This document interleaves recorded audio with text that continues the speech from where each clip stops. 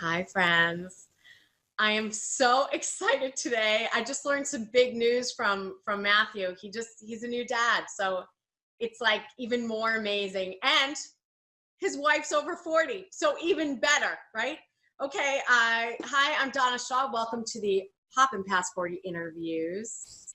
I'm super excited today. We have Matthew Waletsky. Am I saying that correctly? That's correct, yes. Yep. Good name, strong name.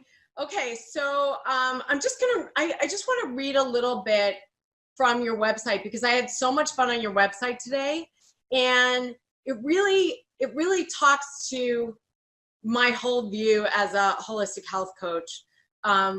Most people don't realize that how they are feeling or the symptoms they are experiencing are a direct reflection of their environment and not a sign of old age or the fact that they were born with bad genes.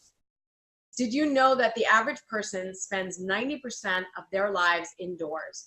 Did you also know that the body is constantly being bombarded by the stressors in your environment? Whether you're absorbing toxic elements through the skin, your lungs, the air you breathe, or through the exposure to electromagnetic fields, which is a lot about, we're really going to talk a lot about that today, because I'm freaking out about it since I watched that documentary. You are a reflection of the environment in which you live. Therefore, where your body dwells is a fundamental factor in your overall health. So we have Matthew Waletsky here. He's a certified building biology environment consultant. Say that 5 times fast. It's a mouthful.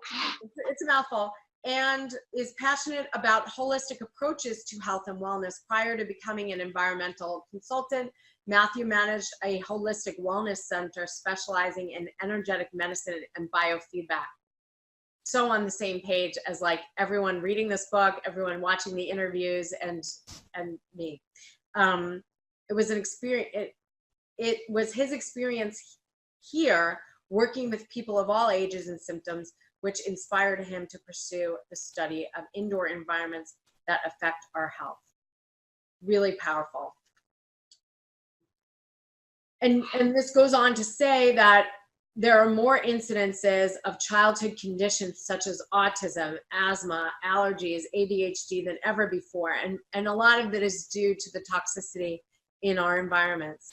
One of Matthew's missions is to help create safe and healthy nurseries and homes for children, which now I bet he's got it's like all tricked out with like, and just like all organic. I bet the kid's eating the best of everything. I mean, yeah.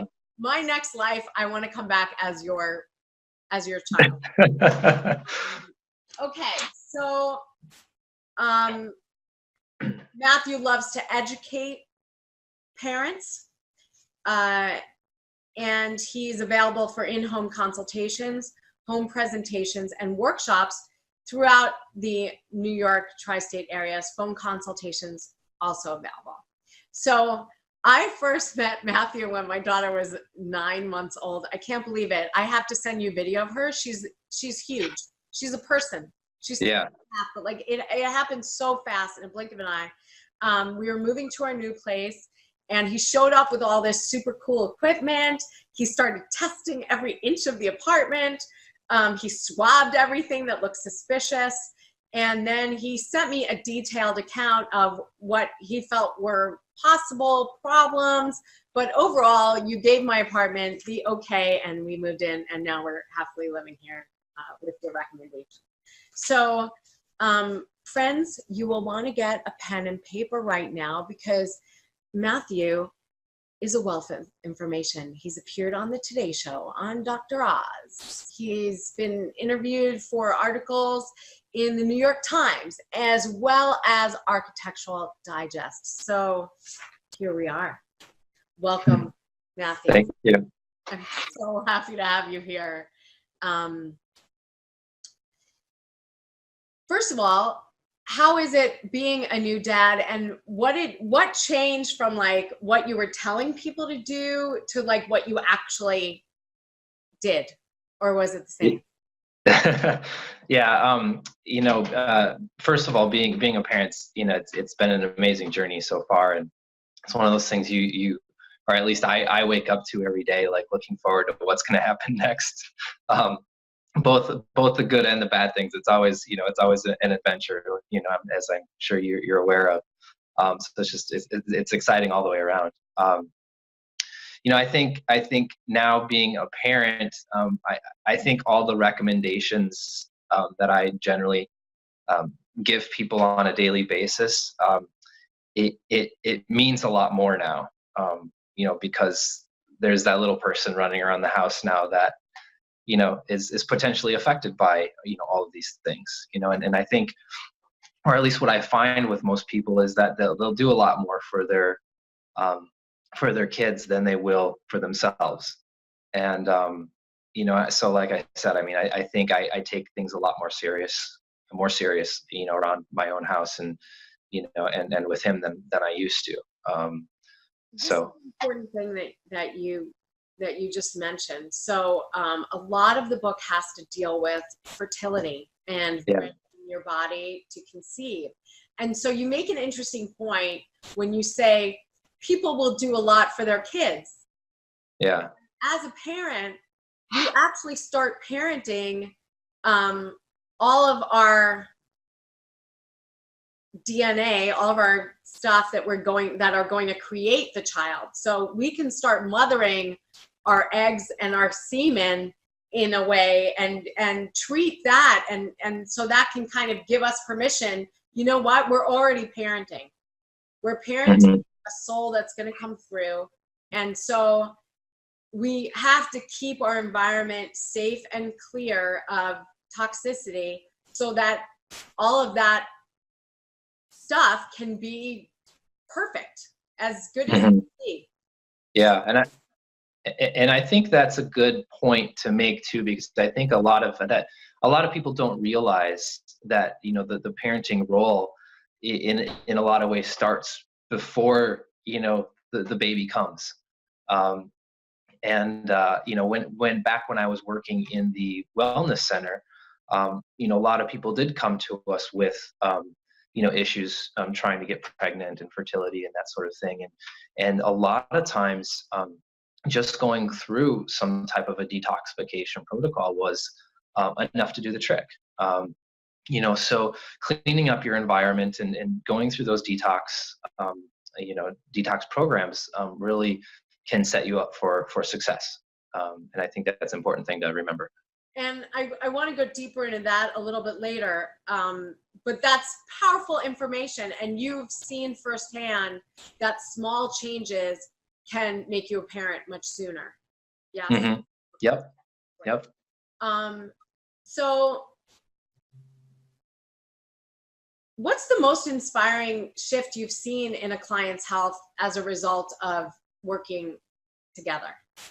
Yeah, well, it's somewhat of a difficult question to answer, because there's such a wide variety of effects and reasons why people come, or why people call me and that sort of thing. And sometimes it's a little bit of a thankless job too, because a lot of the times, when I'm going into people's homes and giving the recommendations, I don't always, hear back as far as how they're doing or what's changed and that sort of thing. But I will share kind of one of my longest running clients that I've been working with, since almost when I first started this business. And she's someone who became electrically and chemically sensitive during 9/11, and was forced to move out of the New York area, out of Manhattan, because of those sensitivities, trying to find some kind of relief from all these sensitivities that she has. And when I first came to her, she was living in a house in a rural part of New York by herself, with really only minimal electricity in her house, basically living in the dark for the most part, because of how much things affected her. And through our work together, we've done a lot of changes to her house. to try to alleviate some of these stressors and electromagnetic fields and whatnot. And now, I wouldn't say she's living a normal life, but she's living a lot easier. She has lights now. We've redone a bunch of things in her house. So things are a lot more manageable for her now. And it's funny because, and she jokes about this a lot, is anything that she needs done, she always runs it by me first, or has the contractors call me first just to make sure, because when you're dealing with those severe of sensitivities, any little thing, even the person coming to your door to do work can be a problem, whether or not they've used a certain hair product or what detergent they used on their clothes. I mean, any of those things can be a deal breaker and may not even be able to allow them in the house. So it can be a pretty severe situation. But over the years though too, I mean, I've seen a lot more awareness for this sort of thing, for environmental issues, and I see a lot more people coming even from a precautionary standpoint now, which is great to see, because I think that's really an important place to start, is before you have the problem, not afterwards. Right. And, yeah.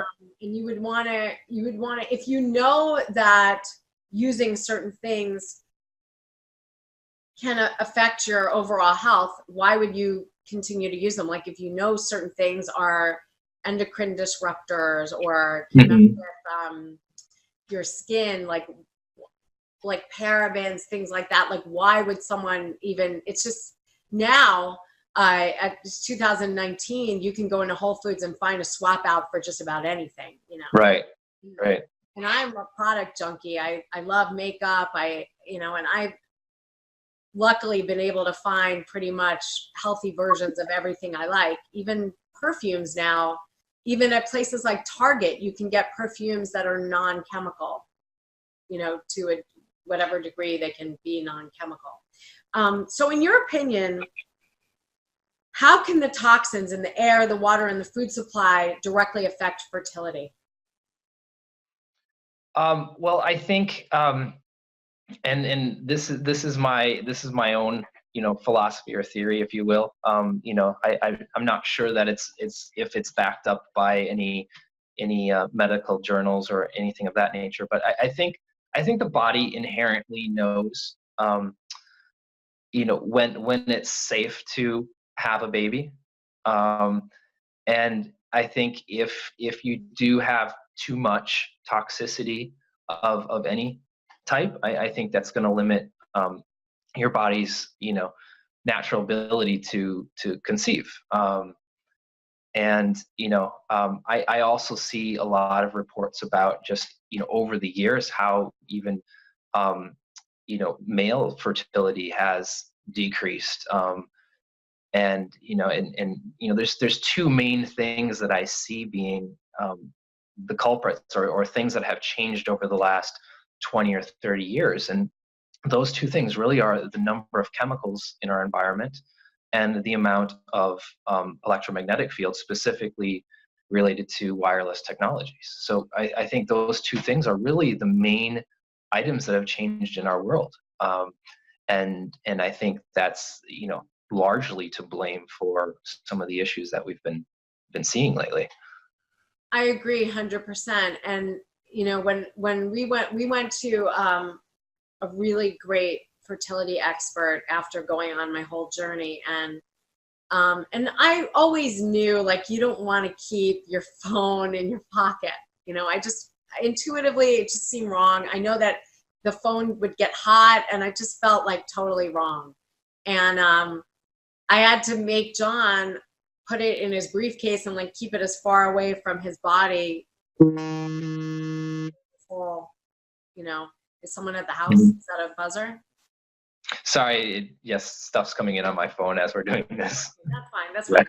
I just ignore it. have to get up and physically get the door or something. Yeah.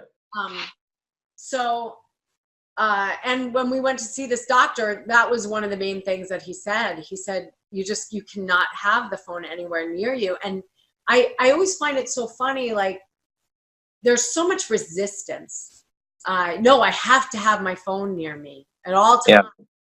You know, like I'll tell a client, I'll be like, you cannot have your phone on your nightstand while you're trying to sleep. Mm-hmm.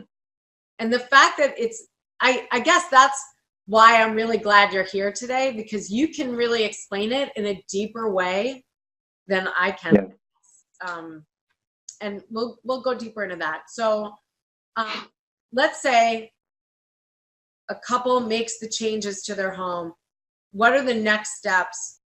How would you go about detoxing the body before trying to conceive? And I know you spoke about that earlier, that you would see that in your center, that people would come. Yeah. So what are your Well, recommendations for detoxing?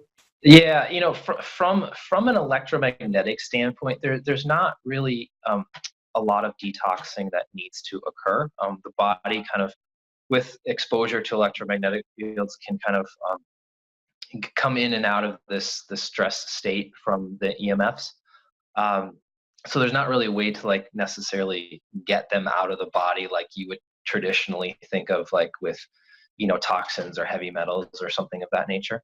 But as it relates to those sorts of things, you know, it probably would be a good question to speak with a doctor about, because I do know that there's probably several different kind of detoxification programs out there.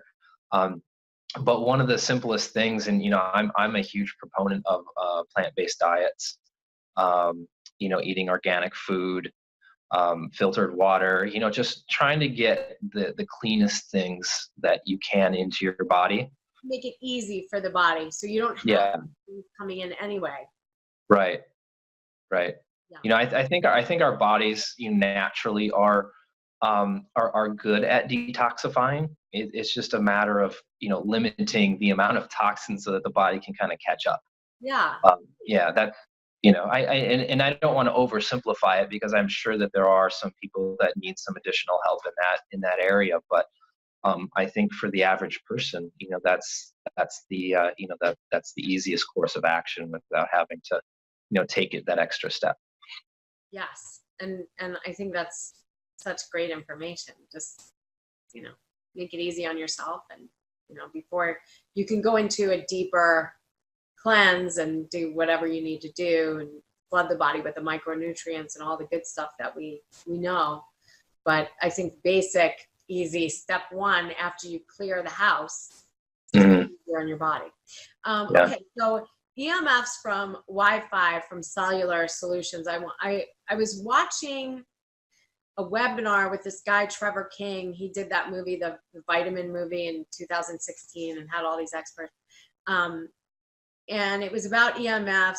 In the film said that in 2011, the World Health Organization categorized microwaves as known carcinogens. Can you talk about those findings, and what are your thoughts on microwaves? I haven't used one for 27 years. They scare the crap out of me. And I just feel intuitively they're so dangerous. And I just think it's weird that people are still using them, and they're like, it's totally fine. So please, can we just set the record straight? all my people out there that are like still nuking their leftovers because they don't wash a pot, which is so weird to me, because it takes the same 5 minutes to heat something up. Please speak to that. Yeah. So like you, I probably, I mean, the amount of time that I have not used a microwave probably isn't quite as long as yours. I mean, mine's probably closer to like 18 or 19 years. But you know, I'll tell you, you know, what's that? I'm older than you.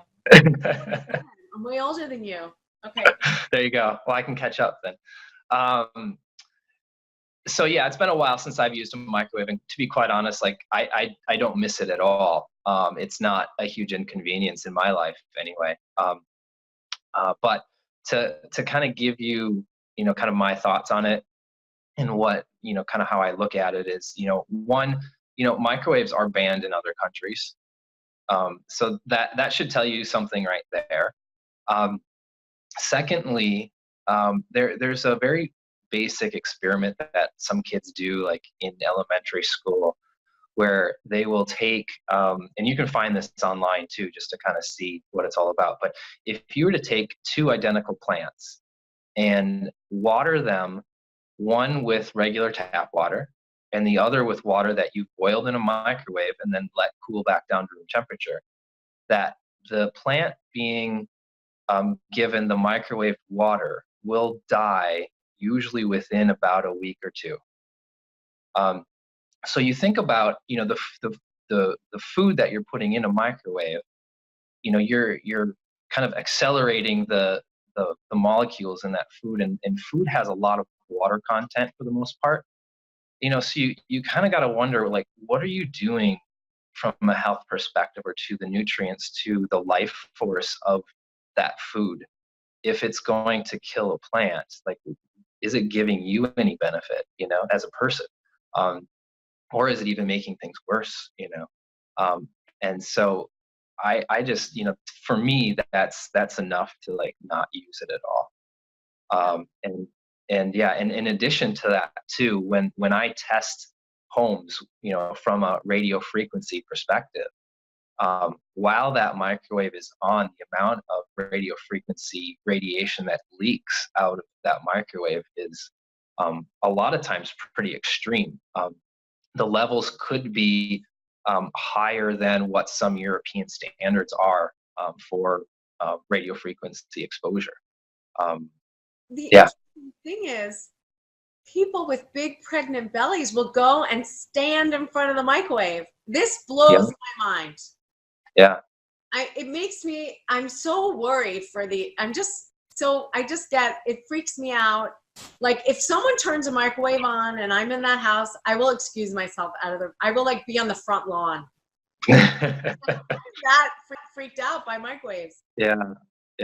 Well, the good news is if you are outside of the proximity of the room where the microwave is, that exposure is significantly less. But I've been in situations where I've been in larger homes, 5,000-6,000 square feet or more, where I've been on the opposite side of the house, testing a bedroom or something like that, and all of a sudden I can pick up on the microwaves coming in. Really? Yeah.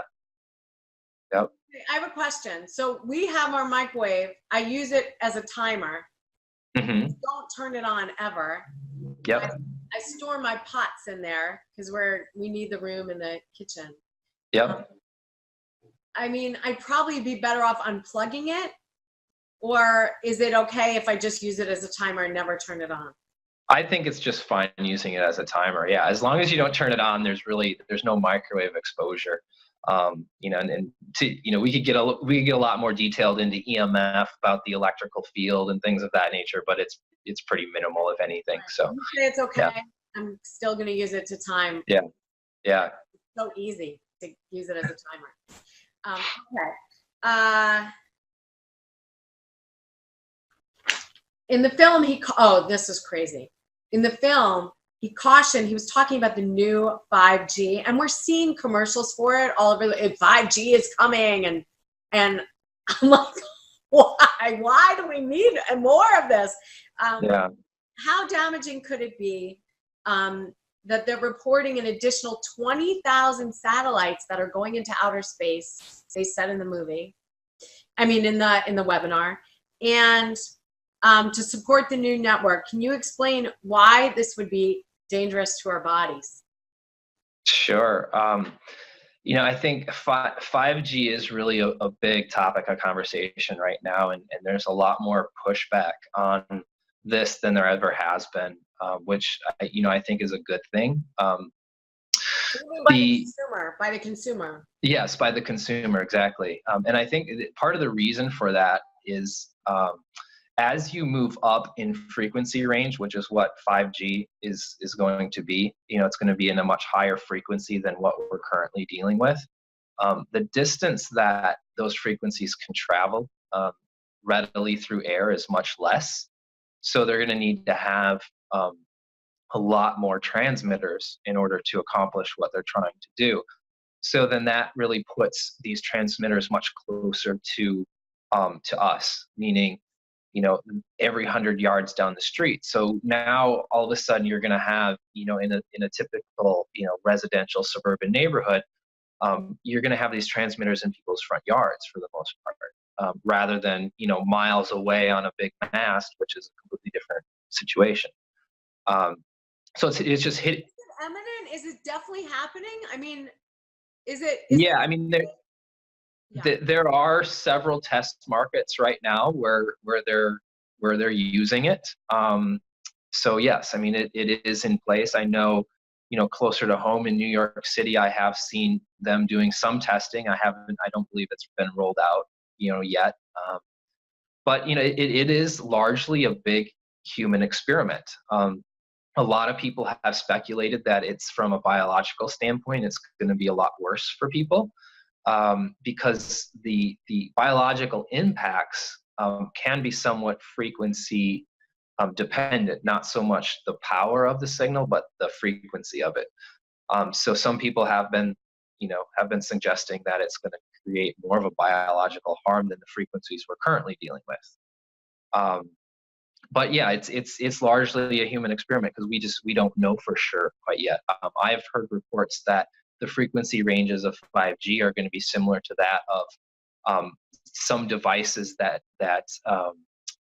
police and others have used in crowd control. So it's kind of concerning when you think about it from that perspective. To like send out a signal to mess with people so they relax. It's more of making it. It's from that standpoint, crowd control. It's more of a frequency that kind of irritates people or makes it uncomfortable for them to be in an area. Everyone's so uncomfortable already. Yeah. No, everybody's got problems. Why are they doing this? Right. It's so crazy to me. And so I'm remembering now as we're speaking that I saw a documentary on EMFs. I was still in my old apartment. I was probably pregnant. And it was an explanation of why they're so disruptive. And I'm paraphrasing, more about this than I do, but so to my understanding, it was something about that the body cannot tell the difference between the radiation from the sun and EMFs. And so when the sun is out, we do not produce melatonin. And so when the sun goes down, we produce melatonin, which is the strongest antioxidant, floods the brain with really great antioxidants, and has all these beneficial properties, great for sleep. We already know that. And so the problem with EMFs in the home at night specifically is that it's disrupting the body's production of melatonin.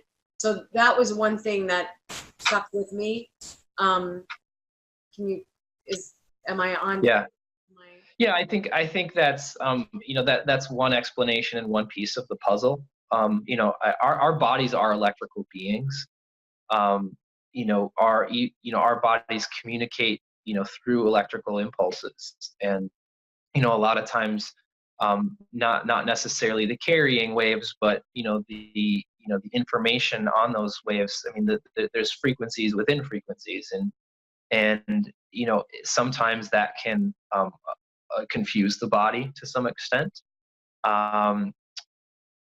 So that becomes a problem as well. I've also heard that some of these frequencies, when the body doesn't recognize them, your cells go into a stress response. Very similar to fight or flight mechanisms. Whereas the cells will basically lock down to where they're not letting nutrients in, they're not letting waste product out, and if left in that state too long, the cell can prematurely die off. I have heard with people that become electrically sensitive where, those cells just never get back out of that stress response, whereas like normal individuals will kind of come and go. So there's a lot of, I think, health impacts that these frequencies can have on a body. So scary. So I heard about this new unit out of Germany, It's called the Key System, QI, and they're using copper and water to mitigate the EMFs. What do you think about this? I mean, they look really sexy. I've seen the units, and Yeah. they're incredibly expensive, but it seems to me like bogus and too good to be true. And like Yeah. that a unit, like. Yeah. So that not only not specifically this unit, but there are a lot of other devices like this. It's one of the most common questions that I get, and really the answer is no matter what the marketing is telling you, nothing out there on the market can actually mitigate or make the measurable field in an environment go away. So it's not affecting the actual EMF in an environment. What it is or can be doing is affecting your body's resistance to the effects of the EMF field. So, from that standpoint, it can be a good thing. Like but personal ones, little. So you're saying there is some benefit to it. There is some benefit to it, but let me explain a little bit further. So, one way to test the effectiveness of these sorts of things is by looking at the red blood cells in the body. When you're in a healthy state, your red blood cells will be nice and round. They'll kind of bounce around and be separated, from other cells and that sort of thing. When your body is in a stressed state, or if you're sick, even just like if you have the flu, your red blood cells will start to become deformed. They will stick together, clump together. You may see an increase in white blood cell counts. And that's kind of, what you would expect to see in someone who's sick or stressed, that sort of thing. So if you were to, say, for example, talk on a cell phone for a few minutes, you could essentially test your blood and you could see how you're reacting to that stress response. So I actually had the opportunity of doing this little experiment with a phlebotomist once, and what we did is we had a handful of different devices, not specifically the one you mentioned, but a few other ones. And what we noticed is that some of the devices actually showed an improvement in my red blood cells.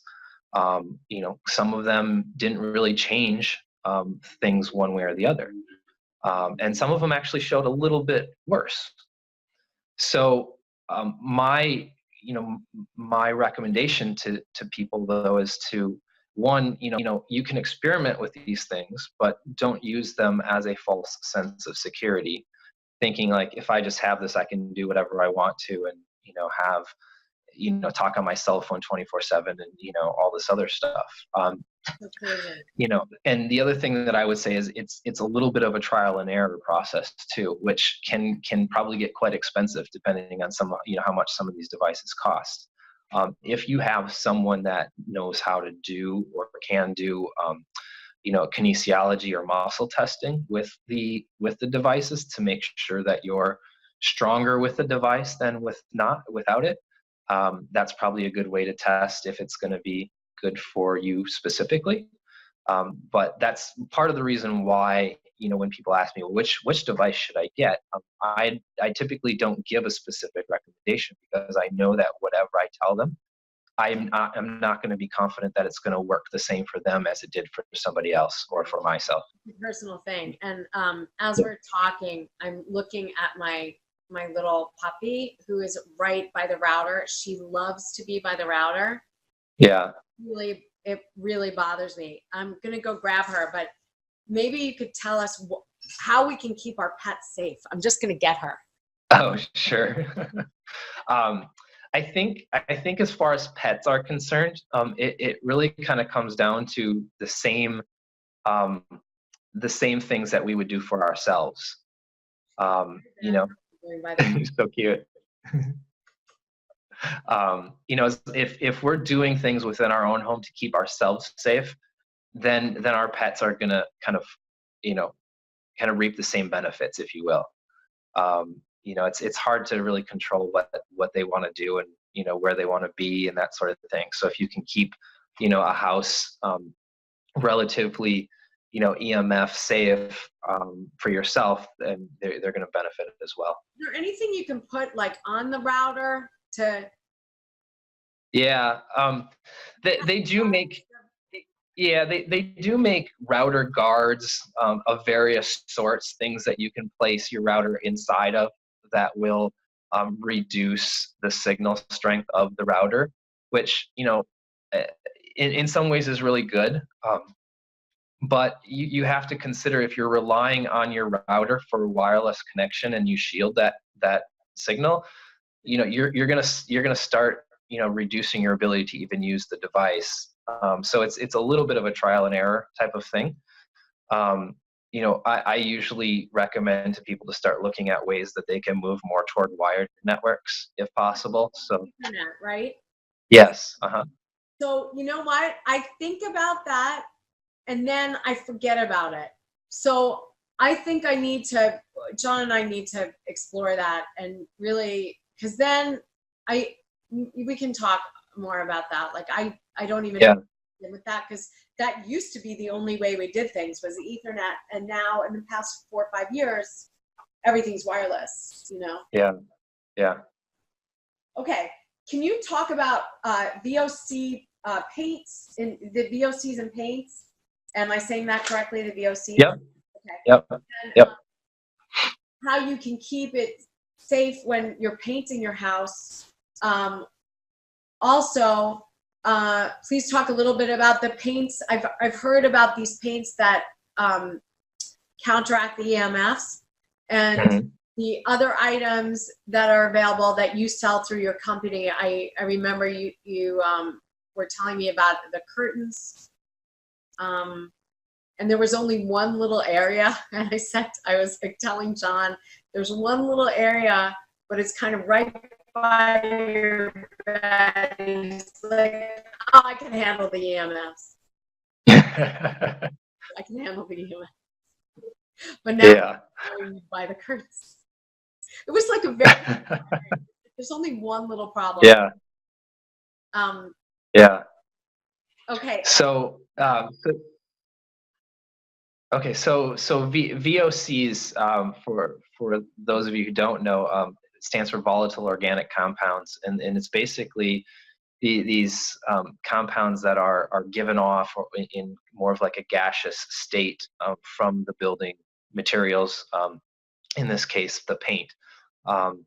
So the challenge with it is, I mean, I guess the benefit, I should say, is that a lot of manufacturers are starting to recognize that this is more of an issue, and there's a lot of consumer demand for lower VOC paints or no VOC paints. So it is more readily available in most stores nowadays, which is great. But what they're marketing isn't always what you think you're getting. And how I would explain that is the EPA has a list of specific VOCs, and so if a paint Protection Agency, the EPA, Environmental. I'm sorry, say that again. The EPA Yes. is Environmental Protection Agency, for people that don't know EPA. Yes, right. So there is a list of VOCs for these paint manufacturers, and if they can keep the VOCs in that list out of the paints, then they can market it as no VOC. But that doesn't mean it's lacking VOCs. So that what they're doing is they're trading certain VOCs for ones that are not on the list. Like what they're doing with BPAs and plastic, because they're using other chemicals, but they right. BPA free. It's disgusting. Okay. Right. So yeah, when I do VOC testing in homes, you can see certain compounds that show up in certain areas that are very characteristic of no VOC paints. So it is a challenge, but a paint that's no VOC or low VOC is still going to be better than a conventional paint. No way around about it. So that's better than nothing. Let's just say. But when you're painting, especially when we're talking about our children and especially a first-time parent trying to set up a nursery, is, don't. Pictures of women with big pregnant bellies painting. Yeah. It's so weird to me. Yeah. They're not wearing masks or anything. Like, please talk to that. It's crazy. Yeah. Yeah. So what I usually recommend for people is to try to plan ahead, in these situations. And, if a pregnant woman can not do the painting, and if there's somebody else that can do that in the house, do it, stay out of the room if you can. And having adequate ventilation, keeping a window open, it goes a really long way to reducing your exposure to those VOCs. And try to do it very early on if you can. Don't wait until the week before the baby's ready to come home, because that paint's laws or stay somewhere else. Yeah, I mean the paint's going to continually, is going to outgas to some extent, for a week or two at least. And bringing a newborn into that environment, you just don't want to do that. So there are some paints that are better than others. There's I'm sure, and I'm not going to be able to mention all of them, but one brand that I really like, Ecos Paints. I mean, they have a really good one. And then there's also, and I'm blanking on the name of it right now. But you can usually email me about it. Yeah, no, I definitely will. A lot of the local, like Green Depots or Green Building Supply stores typically will carry, these types of paints. So, there are some available. It's just you're not going to be able to go to your local, Home Depot to pick it up. I have a quick question. So when we were buying infant furniture for her, there was something called JAPA rated, the JAPA rating of the furniture, the toxicity. Mm-hmm. And I just wanted to know if that's anything, or is it just BS, like the JAPA rating? You know what I'm talking about? Yeah, I mean, I'm not as familiar with that rating. But again, I mean, furniture manufacturers that have some, consideration to even testing any of their furniture for chemical outgassing are still going to be better off than a lot that are not. But furniture is a really difficult thing because, there really is no like perfect, clean furniture that doesn't emit anything unless, you're going to like a custom. Yeah, you're going to like all wood custom made stuff, which is not going to fall within most people's taste or aesthetics and things of that nature. So if you can get one that has some kind of a compliance standard associated with it, that's going to be better than not. And again, it's increasing the ventilation in the house, maybe having a standalone air filter with a good amount of like activated carbon in the filter will help kind of remove those. I really want to talk about air filtration, and yeah, really want to get deeper into that. I have a quick question about mattresses. We bought Naturepedic. Mm-hmm.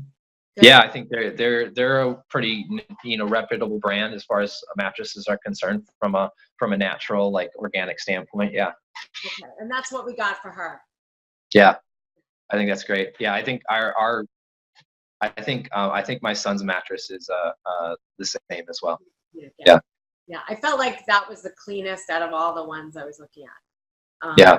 It's just crazy the amount of chemicals they have. Anyway.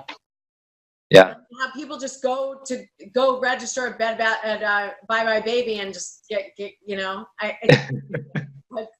Yeah, I think my wife and I went back and forth on the mattress for quite some time before we settled on something. Yeah. I mean, it's a big deal. Yeah. Yeah.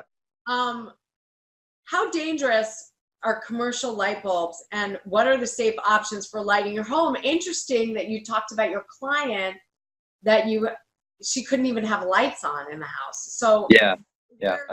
Tell me about light bulbs. And I mean, these probably aren't great light bulbs. I don't know. Yeah, I mean, there's a lot of considerations to make there, and to be quite honest with you, there's no real good, clean lighting source other than the old style incandescent light bulbs. Yeah. So the more we try to get more, energy efficient, there's the lighting of the bulb itself is problematic, especially with LEDs, and you've heard about the blue light, and how it's not good for our eyes. But also from an electromagnetic field standpoint, all of these, lower wattage, lower voltage light bulbs create, what's called dirty electricity, or more like harmonic frequencies that basically can conduct through the wiring of the building and the house, and radiate out from the walls. And so Even alive. How it's a wonder. It's like we're taking our lives in our hands, putting a light bulb in. It's crazy. Yeah. Okay, so I know that making a home safe can be kind of expensive. What are your cheapest and easiest, most effective ways for just like cheap and easy, bare minimum, just keeping your home safe for your family? Yeah, I mean, I think a lot of it's going to come down to just education and awareness of what the problems are, and just avoid bringing the problems into your home to start with. As far as kind of easy, quick fixes within a home, it's a little challenging to answer that, because every situation is a little different. But I think from an EMF perspective, I think the thing that I find more prevalent in almost every home is just, the wireless devices that everyone relies on. And, at a minimum, just, try to just shut them off at night when you're not using them. I mean, it takes a little bit more time and effort to manage that process, but, you probably will find you get much better sleep, more restful sleep, when you do that. Question, because I used to just shut the router off, but now I just pull the whole thing out of the wall. I just pull it out of the wall. Yank it out. Like really crazy about, I'm like, give me your phone, because we're both hypnosis every night now. We do hypnosis. So we have to like get up from our hypnosis when we're in this nice, about to fall asleep, and we shut the phones off. I grab the phones, I bring them in the other room, because even when they're shut off, I freak out. I'm like afraid of them. But that's what we've been doing. Just yeah. No, I was just gonna say that's a great habit to get into, and I do the same thing. I know a lot of people get worried about if they're gonna miss a call or something like that, but so we do worry about that. Yeah. I mean, the one thing you can consider, if you do have a landline, most cellular phones nowadays will have an automatic call forward feature, where you can just forward it to your landline, if you want to. But the other thing too is, if you don't keep your phone in the room right next to you, you keep it in the next room. The level of exposure is so significantly less with that distance. So if you do need to keep your phone on, I would just say leave it outside the room. You'll still be able to hear it, and and you won't have the same exposure. Right. It's great. So we talked about this, that now they're putting more towers up. When I leave my house, like maybe my house is a sanctuary and it's pretty clean. Like, what am I supposed to do? I mean, I know something's up, because if I listen to a lot of audiobooks. Like what I'll do is I'll put my phone on airline mode. Yeah. And I have the from RMF Safe. I don't even know if they are safe, radio. Mm-hmm. And my phone case is RMF Safe. This RF Safe. I guess I should talk to you before I bought it, but is it a good one? I mean, no, I think cases like the ones you're showing, the shielding is in the case itself, so it does shield in the direction that the case, in which the case is covering it. It will still let the signal out the top and the side, but you don't want to confuse those with other ones that are just, a lot of times they have like these stickers or diodes or something of that nature, which again is more of an energetic type of thing, but it doesn't actually block the specific signal affecting your body. So there is a little bit of a difference in the type of cases that you can use there. But to answer your Yeah. sorry, to answer your question about going outside the house, that's kind of that is the challenge, because there really isn't an easy way to address those situations. Aside from wearing aluminum foil hats and dressing in dressing in shielded fabric and clothing, and looking like an alien or something of that nature. It's unfortunately there's really no easy way around that. But the conversation, or what I usually have with my clients, is that all the work that you're doing at home, where you're spending probably 50% of your time, you're in that safe space. You're giving your body that break from all of these environmental stressors, to where your body can actually get a leg up, can have a chance to kind of drain all of that stress and those toxins away, so that when you do go outside your door, your body has that much more capacity to deal with these sorts of things that we can't control. So I think that's one way to look at it anyway. That's great. How much of what we see in these like mystery illnesses is legitimate sickness or a reaction to toxicity? So things like autoimmune, eczema, psoriasis, upper respiratory infections, things like that. I keep hearing about illnesses like mold. I wouldn't even know how to, that like people that have mold infection or whatever, they have these symptoms. Yeah, I mean, for that, I wouldn't. Yeah, I mean, you're most medical practitioners, you can test for mold in your system. You can also test for mycotoxins in your system, which is a metabolite that molds produce. Usually, I find that more naturopathic type doctors are a little bit more, in tune with those sorts of things, and in testing and that. And a lot of times, like the doctors that refer business to me, it's very helpful to kind of have that information, so that when I'm going into the home environment, I can kind of tie it out to what we're seeing in the individual, and say that, oh yes, this is exactly where you're getting the exposure from, or maybe is it someplace, maybe is it somewhere else, is it the school you're going to, is it you're in the office you're going to, things of that nature. So but to answer, was in a work situation. She had so many symptoms. She ran around to doctors for 5 years. No one figured out that it was mold, and it was in the office. Yeah. Nobody picked up on it. So, like, what would you say if someone is feeling what? Do they then have you come in and check for mold? And then how would they test? And then what would they do? Yeah. So, one of the questions that I usually ask people when they're wondering whether or not, if they have a mold issue, is just, kind of looking at what the symptoms are. And kind of the preliminary symptoms are more allergy-based type symptoms, respiratory issues, runny nose, eye irritation, things of that nature, is what I would look out for. But then I would also look at, when you're away from your house, or if you go on vacation, do you notice a big change in how you feel? You feel better when you're away. Yeah. If you feel better in those situations, then most likely there's an issue with the house, whether it's mold or otherwise. And that's kind of then your clue as to, whether you need to get something checked out.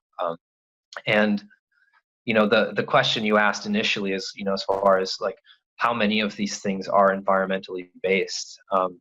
And I would say that the majority of them have some basis in the environment. And the reason the reason why I would say that is, if you look at people's health and the things that were affecting people 20 to 30 years ago, a lot of these things really didn't exist at the same level that they do now. And I don't think it's just simply a misdiagnosis or, or just not seeing it as much. I definitely think that, these things are just continually bombarding our body, weakening our immune systems, and the symptoms that we're seeing here are results, a result of that. So. So let's say someone has, now I'm freaking out because I saw black mold come out of the inside of my water pick. Yeah. So black mold, that's what gets like the worst, the bad rap, because black mold is typically referring to a specific type of mold known as Stachybotrys. Stachybotrys, and the reason why it's problematic is it has the ability to produce one of the most potent mycotoxins, which can really make people sick. So it's not as much the mold spore as it is, the mycotoxins or the metabolite that the mold produces. But not all black colored mold that you see is that particular type of mold. It needs a very going in my gums while I was. Yeah, most likely it's not. And then I have a little cold now, so I'm like freaking out. I'm like, do I have toxic mold in my system? Yeah. So a lot of times, like, with that particular scenario you're talking about, it can, there are certain types of molds that can grow there. A lot of times it can be bacteria or also like what some would call biofilm. So it's just a combination of a bunch of different things. So it's not strictly mold. I mean, mold needs, mainly, a specific environment in order to grow. It needs moisture, which you would have there, but also needs a food source, some type of a cellulose material to feed on. And a lot of times, like if it's just straight, if you see discoloration on plastic or things like that, I mean, it's not a substrate that mold is readily going to grow on unless it's got a lot of other, things on it, dust, dead skin cells, things of that nature for it to feed on. So, but yeah, that type of mold needs a very high water content in order to, in order to live. So, a lot of times if you see a dark colored spot, it may be a different type of mold than that particular Stachybotrys type of mold. So I should throw out my water pick. I think if you I think you can clean it. I don't know that you'd have to throw it out. Okay, Yeah. We'll email about how I clean it. Okay. Time away from the interview, but I liked my water pick. Yeah. Okay. So how can someone start feeling better if they have one of these illnesses that are from like mold? Well, the first thing to have you come to the house and tell them. Yeah, I mean that's really the first step is separating, yourself from that environment or making that environment better. And that really is just going to come down to having an adequate inspection done of the house to find out just like how much of the house is affected by the problem. And then also, having a very, thorough remediation plan in place. And for the most part, you can typically get a house, back to, its original state, what you would consider a quote unquote normal fungal ecology, meaning like no home is mold free. But, generally having mold growth in your home is not a good situation. But you're always going to have some mold spores. I mean, they come in from outside. Their normal environment is the outdoors, and they float in, through the door when you open it. They, can kind of catch on your clothing as you come in, things of that nature. But your normal cleaning in a house, your weekly cleaning, vacuuming, dusting, things of that nature, then kind of remove those ambient spores from your house and kind of keep everything kind of, in a balance. But if you have a moisture intrusion event, that's when these situations can become more serious. Like a flood or something. Yeah, a flood in your basement, a plumbing leak, problems with your roof, stuff like that. Can we talk about air? I mixed up the question. The air filters. So Yeah. I ran out and I got all these. We were having the ceilings redone here. We had pop Mhm. off. We moved to a corporate apartment for a week while it was getting done. Then I made them get like air cleaners, air scrubbers, or something like that. Yep. And then I still felt uncomfortable. So I went and I bought whatever they had at Target because I needed to get them that day. Yeah. Got the HEPA filters. They're not the Honeywell. They're like some other brand. But I bought 3 of them. And Yeah. I was like, I feel intuitively, I feel like they need to be on all the time. But Yeah. we were worried about the electrical bill getting so high because we have a pretty large apartment. And, Yeah. you know, I'm wondering, I have a couple of questions. So how effective, even if it's not like a really top of the line, like something I would get from you, Mhm. if I had more time, I Mhm. really, you know, when you're freaking out about something, you're like, Oh yeah, you want answers now. Yeah. I want the air filter now. So I just walked over to Mhm. Target. And so you need to have them on all the time for them to have. Yes. They're designed to be on all the time, and within 15 minutes of turning them on, the particulate levels will start to drop. Within 15 minutes of turning them off, they will start to rise again. And the reason being is because typically there is air exchange between the indoors and the outdoors. And so, that process is always continually happening. So you need to have that filter running to stay on top of it. So there's no such thing as, letting the filter run in a room, turning it off, and that room will remain clean for, for a day or so. It doesn't happen that way. Okay, so how effective are they? And Yeah.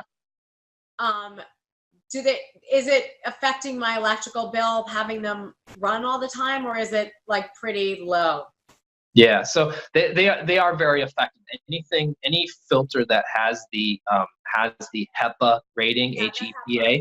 Yep, that's actually a definition, that it has to be 99.97% efficient at removing particles down to 0.3 microns. So as long as it has that rating, we know that it's going to do what it says it's going to do, which is remove the particles from the air.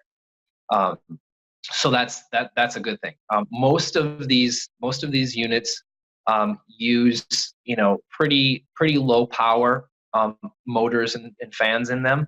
So it probably is like the equivalent of having a light on, from an energy consumption standpoint. So it's not terrible. It's not like running an air conditioner or anything of that nature. So it's like, is it as little as leaving like a clock radio on? Not that Probably similar, yeah. Well, let's tell my husband it's like a clock. Yeah. There you go. That off. Okay. Thank you. Good. Mm-hmm. I'm going to talk with Johnny about that. The air filter's going on right now, Matthew. They're going on right now. Okay. So off-gassing, endocrine. I want to be aware of your time. We have a few more questions. Are we good? Are you okay? Yeah, that's fine. Of course, we're good. I want to talk about off-gassing, endocrine disruptors like products, house cleaning products, and like neurotoxins, and then the off-gassing in like flooring and furniture and rugs. I remember I did call you when I was buying rugs, and you're like, just get wool rugs. Mm-hmm. Yeah, I usually defer to natural products, things that have natural materials in them, as opposed to something that's synthetic. Like, what is the one that's everywhere that it's like starts with a P and propylene? No, but the rugs are all made. Polypropylene. Yes. Yeah. They're bad news, right?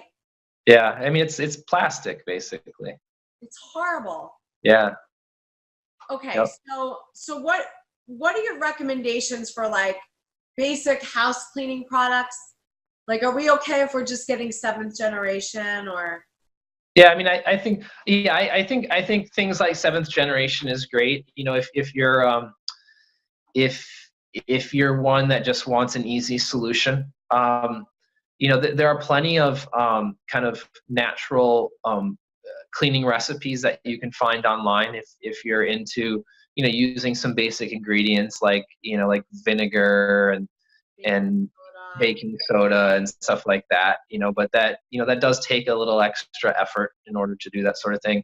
um, I believe that I like the resource, if you're familiar with Environmental Working Group.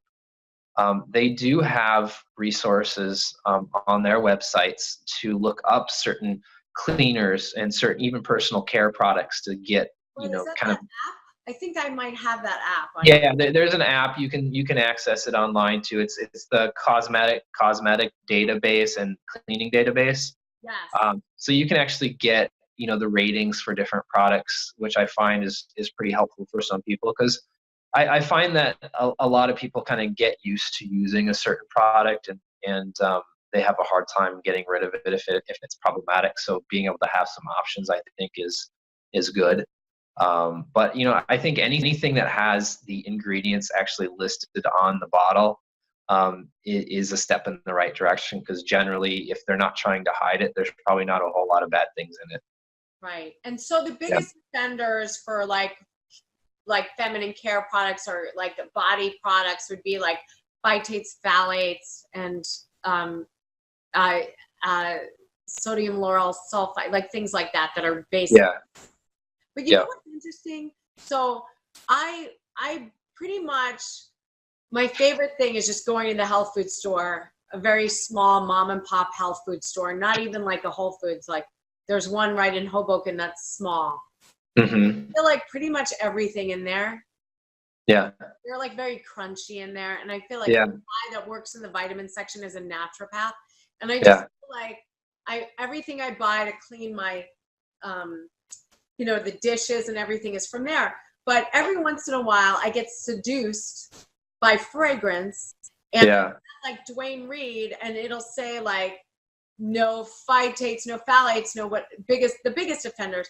And then I go home, I wash my hands with it. It just feels heavy and wrong. Yeah. So Yeah. I feel like there's stuff in there that. Yeah, there usually is. I mean, again, it's just, you know, that the whole adage about, you know, the less amount of ingredients that are on the bottle, and the more ones that you can actually pronounce, the better. Right. That's kind of the guidelines that I generally would go by, because it's hard to memorize and know all the problematic ingredients. So you kind of have to fall back on some That's basic. a great resource that you're telling everyone that they should just get that app, scan Yeah. apps, then you know if they're okay. Um, Yeah. all right. Okay. So this freaked me out. I was watching I have the podcast on my phone, and then I was watching it on YouTube. So, and I watched it, I'm not kidding, Matthew, I think I watched it 4 times. It freaked me out. Okay. So it was a Rituals podcast with Dr. Zach Bush. He's a triple doctor. He's like an intern, he's like a cancer specialist, and some other doctor. Okay. But he's like has 3 medical degrees. And then he was talking about GMOs, glyphosates, and gut health and farming. And like, so glyphosates are a Roundup and weed killer, and these are things that started coming into existence in 1998, right? Mm-hmm. Yeah. Now they're so prevalent. He was explaining that like, even if you don't have an organic, even if you're buying all organic, it's so in the farming and the soil that it goes in the rainwater and then rains down on the organic farm. So nothing is safe unless you're. Yeah. Like, I don't know how you'd be safe. So how can we, you know, I know when you were here, we talked about water filtration systems, and I have a decent thing. It could be better. I need to get more pre-filters, but like, you know, I have the Kangen thing. And then I just got a simple Brita pre-filter because I was like, I know it's not strong enough, but I want to delegate when I'm ready to delegate like a few $1,000s or whatever. I don't know how much. But how can we safeguard ourselves from all the Roundup and the glyphosates? It's scary. It's really scary. It really is. You know, there's certain parts of the country that are a lot worse off, especially more agricultural areas. You know, and I was listening to I was at a conference not too long ago, you know, where there was a bunch of different doctors there, and they were talking about, you know, cancer clusters in like the Mississippi River Basin. That's what that's what this doctor was talking about. He's like, it's like something at 70% of everything is toxified. Yeah, and really high cancer rates and things of that nature. You know, I've heard reports about, you know, even again with taking it back to kids and children, you know, a very common snack for kids is Cheerios. You know, and you know, they've tested that, and there's traces of glyphosate in pretty much all, you know, all of those cereals. You know, all wine coming out of California has levels of it in it. You know, so it's really hard to get away from it. But you know, I think in Europe, is it not? Do they not use it in Europe? I honestly, I'm not completely sure, but I don't think it's as widespread there either. Yeah, so I think, you know, doing any type of water filtration, I think, is beneficial. You know, but the more you can do with water filtration, the better. And specifically when it comes down to these types of pesticides and chemicals, probably the best solution would be to use a reverse osmosis type of system. You know, I generally don't like to use reverse osmosis if I don't have to. Not great things about it. So, well, you know, the problem with reverse osmosis is that it strips everything out of the water, so you're kind of left with, you know, what some would consider dead water. It lacks the minerals and elements of, you know, natural water, spring water, things of that nature. So it would be important to remineralize it if you can, which there are systems that do that. A water that doesn't have minerals in it is going to be slightly acidic in nature, which, you know, you want to make sure that your water is at least at a neutral pH or slightly alkaline. So, I mean, those are the drawbacks, but I think if you're dealing with something where you have a specific contaminant, you know, whether or not a basic carbon filter can take out that type of contaminant, I'm unsure of. I would have to check on that to be sure. But like I said, any filtration that you do is going to be better than not. And even if you're on a municipal water system where the municipality, you know, does filtration and things of that nature, I think you still need to go further with it. Yeah. I'm telling you, I have a $4,000 filter system, and I still feel like it's not strong enough. So I put the Brita pre-filter, and I still feel like I'm still like, you know, it's got fluoride in it still. I probably need like some, and then I'm like, do I want to give up all my counter space, you know? Yeah. It's like, it's crazy. All right. Yeah. So people can contact you about water systems and what to do with that. Yeah. I mean, I can give some people some general guidelines as far as that's concerned, but, you know, I don't think one water system or a specific water system is the one size fits all kind of a situation. And one of the things you have to keep in mind when choosing a water filtration system is maintenance, and who's going to do the maintenance. And so a lot of times I would refer them to, you know, a local water filtration company, because at least that way they're going to get the service they need when they need it. You know, so that's one thing to consider when doing these types of systems. Yeah, that's a great point. Like, I know I'm going to have to take my thing to like, what is it? Long Island City at some point to get the cleaned, and, you know, I can clean it so much, you know? Yeah. Okay. So it's very easy to fall into doom and gloom and be like there's so many horrific things going on. and the future with the 5G looming and all this craziness, what are the most encouraging things you've seen happen lately in the way of cleaning things up to make it better?